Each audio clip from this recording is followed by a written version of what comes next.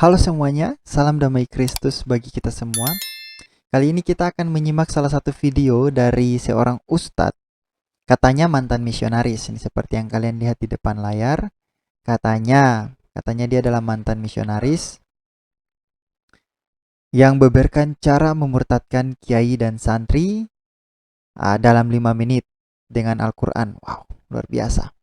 Padahal sebenarnya kalau kalian ikuti apa yang dia katakan, sebenarnya bukan kita yang memurtadkan kiai atau misionaris Kristen yang memurtadkan kiai dan santri dalam 5 menit. Tetapi sebenarnya Quran sendiri dengan hadis-hadis itulah yang melakukan pemurtadan terhadap para santri dan juga kiai. Jadi bukan kita. Bukan. Quran sendiri yang menyatakan itu. Dan nanti sebentar kita akan lihat bersama-sama apa yang dikatakan oleh ustadz ini. Mereka yang berbuat tapi mereka yang menuduh, dan selalu demikian. Itulah perilaku muslim, perilaku orang yang sudah mempercayai ideologi pada abad ke-7 yang membutakan hati mereka, membutakan pikiran mereka, bahkan menghilangkan cara berpikir mereka yang waras. Itulah para penganut ideologi abad ke-7. Nah, sekarang mari kita lihat bagaimana ustadz ini yang sebenarnya membeberkan cara Quran memurtadkan kiai dan santri. Ingat, cara Quran memurtadkan kiai dan santri dalam 5 menit. Bukan misionaris, bukan para misionaris atau orang-orang yang disebut sebagai penginjil, bukan. Bukan ya, nanti sebentar kita akan lihat bersama-sama. Sesungguhnya di antara mereka ada segolongan yang memutar-mutar lidahnya membaca Alkitab, supaya kamu menyangka yang dibacanya itu sebagian dari Alkitab, padahal ia bukan dari Alkitab. Dan mereka mengatakan iya, yang dibaca itu datang dari sisi Allah, padahal ia bukan dari sisi Allah. Mereka berkata dusta terhadap Allah, sedang mereka mengetahui. Ya, jadi ayat-ayat itu diputar balikkan. Ayat-ayat yang diputar balikkan mana? Ini ayat diputar balikkan untuk memurtadkan kiai dan santri. Saya beritahu contoh, ini yang paket singkat, yang paket panjang 42 SKS. Sekarang saya beri yang 15, 10 atau 20 menit. Ini ayat yang diputar balikkan dalam Islam ini, Quran surat 19, 71, 72, dibaca. Ayo yang baca yang mantap, yang keras. Tidak ada seorang pun di antara kamu yang mendatanginya neraka. Hal itu bagi Tuhanmu adalah suatu ketentuan yang sudah ditetapkan. Ya, terus ayat 72-nya. Kemudian kami akan menyelamatkan orang-orang yang bertakwa dan membiarkan orang-orang yang zalim di dalam neraka dalam keadaan terlutut. Ya, jadi orang Islam pasti masuk neraka itu. Jelas toh? Yang tidak masuk neraka yang takwa, betul? Nah, kalian semua ini orang Islam itu kata sana, dalam pemahaman sana pasti masuk neraka kecuali yang takwa. Maka kamu orang Islam ini sudah begitukan, lagi kurang ngaji, ngajinya nggak dengan makna, tafsirnya nggak tahu juga, bahkan ustadznya nggak menjelaskan juga. Kalau sudah sulit, jawabannya wallahu alam bisawab. Nah, ini harus ditingkatkan kajian yang ada. Nah, yang takwa itu siapa? Kamu pengen masuk surga toh? Iya. Betul? Syarat masuk surga takwa toh? Nah, takwa itu ada di surat Al-Maidah ayat 46. Baca. Wa qaffayna ala atharihim bi Isa ibn Maryam musaddiqan lima baina yadayhi minat Taurah wa atainahul injila fihi hudaw wa nur wa musaddiqan lima baina yadayhi wa minat Taurati wa hudaw wa mau'izatan lil muttaqin. Dan kami teruskan jejak mereka dengan mengutus Isa putra Maryam, membenarkan kitab yang sebelumnya yaitu Taurat, dan kami menurunkan Injil kepadanya, dan di dalamnya terdapat petunjuk dan cahaya, dan membenarkan kitab sebelumnya yaitu Taurat, dan sebagai petunjuk serta pengajaran untuk orang-orang yang bertakwa. Yang takwa itu ikut Injil, betul toh? Di ayat itu yang takwa ikut Injil kan? Nggih. Lah kalian sudah ikut Injil belum? Belum toh? Karena kalian ini belum ikut Injil, maka ikut Injil itu. Karena Nabi Muhammad pun disuruh ikut Injil. Surat 10 ayat 94. Fa in kunta fi syakkim mimma anzalna ilaika fas'alil ladzina yaqra'una al-kitaba min qablik laqad ja'akal haqqu min rabbika fala takunanna minal mumtarin. Maka jika kamu Muhammad berada di dalam keraguan-raguan tentang apa yang kami turunkan kepadamu, maka tanyakanlah kepada orang-orang yang membaca kitab sebelum kamu. Sesungguhnya telah datang kebenaran kepadamu dari Tuhanmu. Sebab itu janganlah sekali-kali kamu termasuk orang-orang. Nah, Muhammad itu tanya pada pamannya istrinya, itu pendeta. Maka kamu itu pengikut Muhammad, mesti kalau ada problem keraguan dalam penafsiran Al-Quran, tanya pada pendeta, tanya pada misi, tanya pada pastor.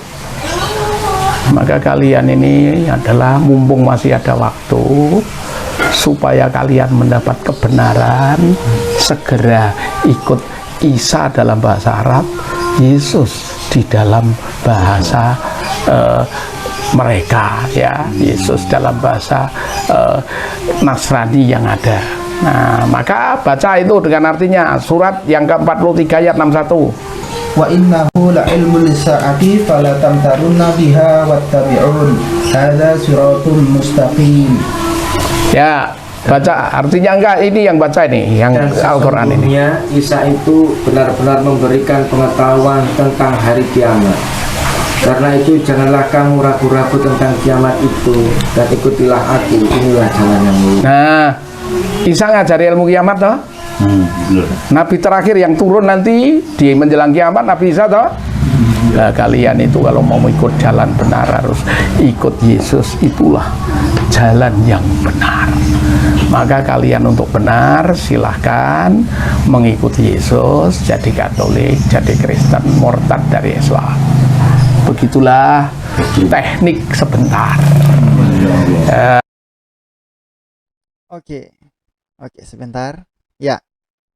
Jadi kalian sudah lihat ya. Saya tidak akan potong videonya supaya jangan Muslim ini mengatakan bahwa kamu potong videonya dan begini, tonton sampai habis. Oke, kita akan tonton selanjutnya. Tetapi kalian sudah lihat kan bagaimana sebenarnya bukan misionaris atau bukan orang-orang Kristen, para penginjil seperti pendeta, pastor dan lain sebagainya yang membuat kiai maupun santri ataupun muslim yang lain itu murtad terhadap Islam. Tetapi kalian sudah lihat, dia sendirilah, ustadz ini sendirilah yang membeberkan. Ternyata ayat-ayat Quran itulah yang membuat mereka murtad dari Islam. Ayat-ayat Quran itu membuat para pengikutnya murtad dari Islam. Lihat, itu bukan ayat-ayat yang ada di dalam Alkitab, bukan. Itu ayat-ayat yang ada di dalam Al-Quran dan dia beberkan itu dengan sangat gamblang. Dan satu lagi, dia mengatakan di sini judulnya bukan misionaris hebat beberkan cara permutatan kiai ya, tetapi judul yang harus dituliskan di sini adalah bagaimana Quran memurtadkan orang-orang Islam. Harusnya begitu. Mulai dari yang pertama dia katakan tentang orang Islam itu sudah pasti masuk ke dalam neraka dan dia kasih tunjuk ayat. Lalu setelah itu dia bilang bahwa orang yang beriman itu adalah orang-orang yang mengikuti Injil.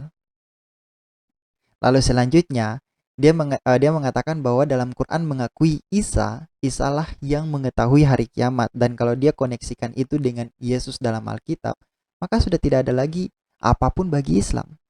Jadi sebenarnya yang memurtadkan orang Islam itu bukan para misionaris, bukan para pendeta. Nah, mereka yang berada di barisan apologet Kristen yang membongkar ayat-ayat ini, itu mereka hanya menyatakan apa yang tertulis di dalam Quran beserta dengan tafsir yang ada. Jadi kalau kalian mau gunakan akal sehat, kalian pasti berpikir dengan logis bahwa Quranlah yang memurtadkan orang-orang Islam. Bukan para misionaris, bukan para pendeta, bukan. Bahkan Quran sendiri yang menyuruh kalian untuk bertanya kepada ahli kitab. Lalu di mana logika dari ustadz ini mengatakan bahwa pendetalah yang memurtadkan para kiai ataupun santri? Tidak ada. Oke, mari kita lanjut lagi supaya jangan Muslim mengatakan bahwa kamu kita memotong videonya. Kita lanjut, apa tanggapan selanjutnya? Gimana kira-kira mengaco pemahaman. jenengan dengan pemikiran yang ada ini gimana menjawabnya? Silakan.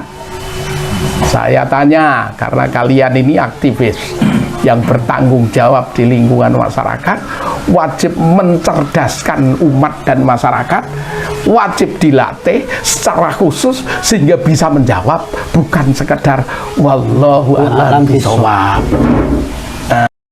Oke, jadi dia mengatakan bahwa para misionaris selalu melakukan hal itu dengan menunjukkan ayat-ayat yang tadi dia tunjukkan tentang Muslim wajib masuk neraka, tentang Isa memberikan pengetahuan mengenai hari kiamat, tentang Muhammad yang katanya harus bertanya kepada para pendeta kalau dia bingung tentang Quran. Itu ayat-ayat Quran, tapi nanti kita akan lihat bagaimana cara mereka menanggapi hal ini. Dan ini sangat kocak. Oke, kita lanjut lagi. Nah, gimana, monggo? Kalau saya jawabnya gini, tak? Nabi terakhir itu Nabi Muhammad, dan Isa mengikuti ajaran Muhammad kan gitu.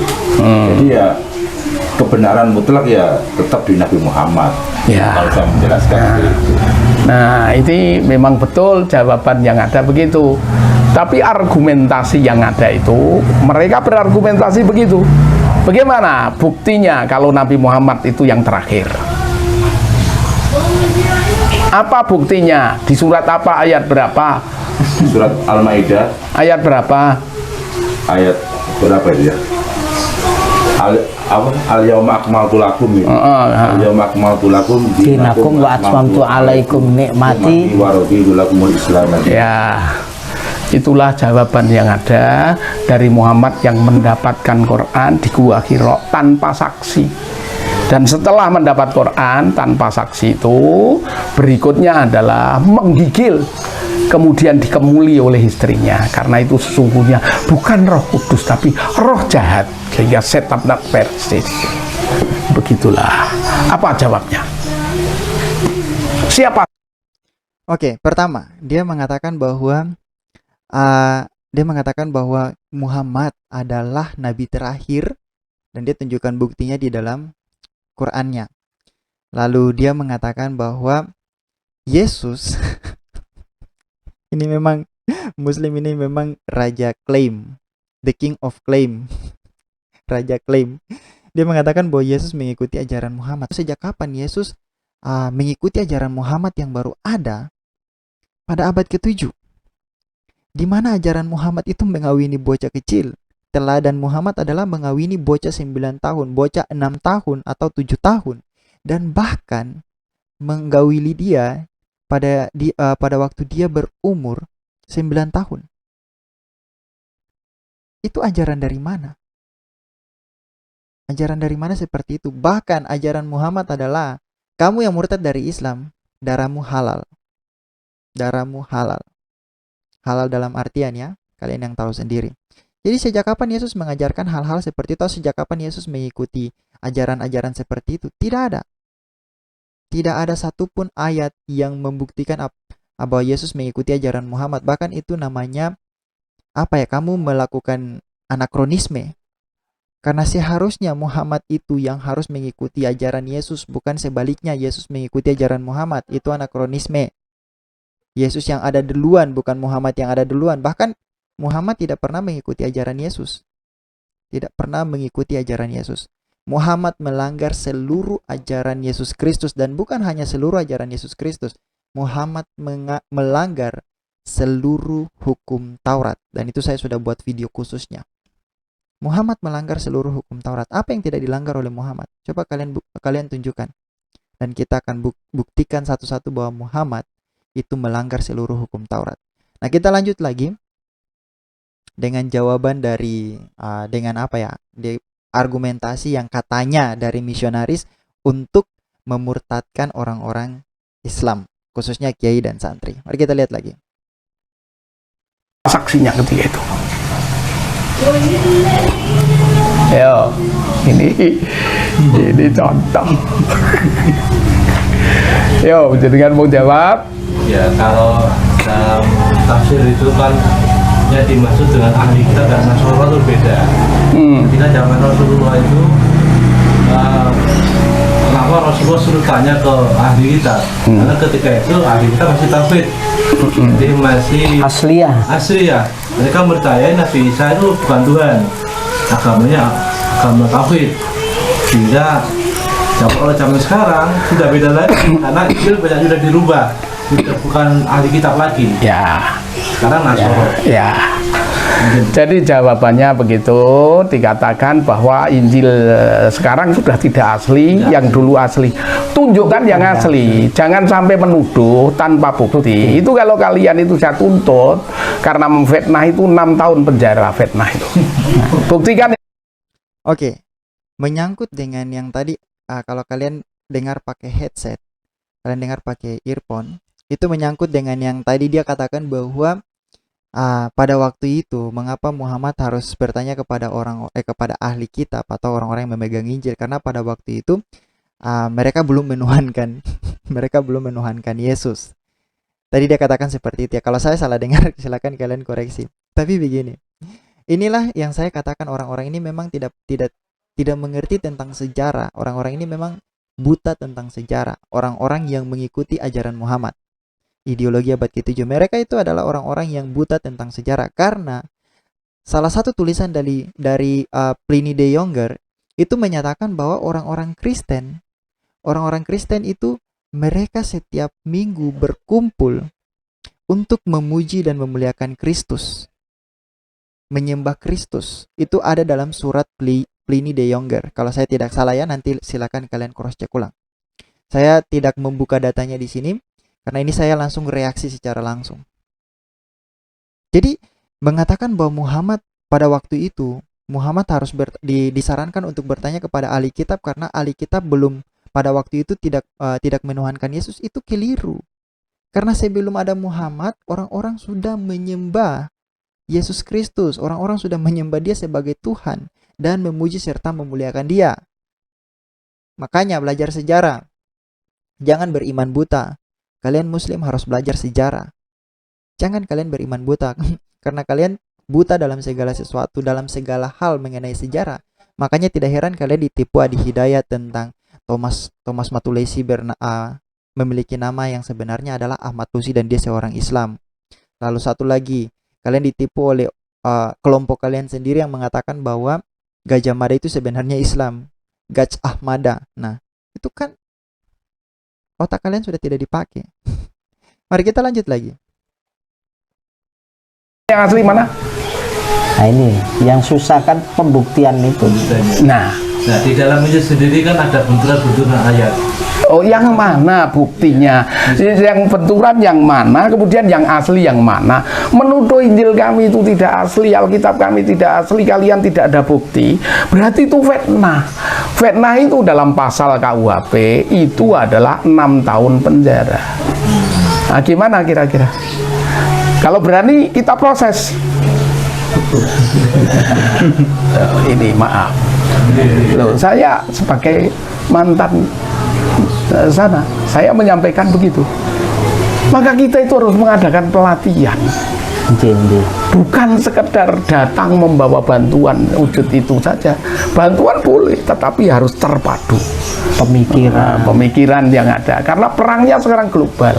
Fitnah yang ada di YouTube, bagaimana benturan-benturan yang ada, YouTube pemutar balikan, bahkan Ustadz Quran Saifuddin Ibrahim saja murtad dan seterusnya, dan banyak lagi tim mereka. Maka kita sekarang yang terbagus adalah ada pelatihan. Ini kader-kader berlatih. Setelah itu besok kader-kader ini jadi pimpinan kos-kosan mahasiswi santri yang diberi fasilitas potongan kos-kosan berapa, tapi dia jadi mahasiswa kader yang berpotensi. Itu kalau mau berjuang untuk menjawab itu semua, itu adalah sesungguhnya kalau mau jadi ahli kitab yang benar itu, maka buka surat 5 ayat 68. Qul ya ahlal kitabi lastum ala syai'in hatta tuqimut taurata wal injila wa ma unsila ilaikum min rabbikum. ولا يزيدن كثيرا منهم ما أنزل إليك من ربك طغيانا وكفرا فلا تأس على القوم الكافرين. Yo, artinya baca yang mantap. Katakanlah, hai ahli kitab, kamu tidak dipandang beragama sedikit pun hingga kamu menegakkan ajaran-ajaran Taurat, Injil, dan Al-Quran yang diturunkan kepadamu dari Tuhanmu. Sesungguhnya apa yang diturunkan kepadamu Muhammad dari Tuhanmu akan menambah kedurhakaan dan kekafiran kepada kebanyakan dari mereka. Maka janganlah kamu bersedih hati terhadap orang-orang kafir itu. Jadi ahli kitab yang benar itu yang bagaimana? Menegakkan Taurat, menegakkan Injil, dan menegakkan Quran. Lalu ini gimana untuk menegakkan ini? Untuk menegakkan ini mengikuti Rasulullah. Rasulullah itu mampu menunjukkan ayat-ayat kitab terdahulu, yang dirubah mana, yang ditambah mana, yang dikurangi mana, yang disembunyikan mana. Bahkan yang ditulis dengan tangannya sendiri diakukan dari Allah mana, Rasulullah bisa membuktikan. Karena kita kan iman pada kitab terdahulu. Baca surat 4 ayat 136. Oke, tidak perlu berpanjang lebar. Dia melupakan, dia menjelaskan yang selanjutnya, lalu melupakan pertanyaannya sendiri. Lihat, begitulah kalau kalian, saudara-saudara Islam, saudara-saudara Kristen khususnya yang mau murtad dari kekristenan pindah ke Islam. Begitulah cara berpikir kalian. Kalian akan meninggalkan akal sehat kalian hanya untuk percayai hal-hal seperti begini. Untuk tidak bisa berpikir hal-hal seperti begini, dia akan bertanya, bagaimana cara kalian menjawab, membuktikan dengan tuduhan kalian bahwa Injil itu sudah dipalsukan. Lalu bagaimana kalian membuktikan di mana keberadaan Injil yang asli? Dia lupa. Dia lupa untuk menjawab hal itu. Karena memang kalian tidak bisa menunjukkan Injil yang asli dengan tuduhan kalian. Dan kalau sesuai dengan apa yang dikatakan oleh Ustadz ini, maka kalian memang harus dipenjara selama 6 tahun dengan pasal tuduhan fitnah, pemfitnahan. Jadi kalian itu sudah melakukan fitnah, sudah menyebarkan berita hoax. Kalian tidak bisa membuktikan itu. Bahkan dia sendiri yang melontarkan pertanyaan itu tidak bisa membuktikan hal itu. Dia mengatakan, oh Rasulullah itu bisa membuktikan mana yang diubah. Mana buktinya? Tidak ada. Dan memang Islam sampai sekapanpun tidak akan memiliki bukti tentang Injil yang asli, tentang bagian mana yang dipalsukan. Tidak bisa. Karena Alkitab yang kita pegang sekarang, Perjanjian Lama dan Perjanjian Baru, tidak pernah mengalami pemalsuan. Tidak pernah. Tidak pernah mengalami pemalsuan. Mungkin Al-Quran pernah mengalami pemalsuan, mungkin. Apalagi sekarang kita mendapati bahwa ada begitu banyak versi Quran, 31 ya kalau saya tidak salah, bahkan katanya akan bertambah lagi jika melakukan penelitian.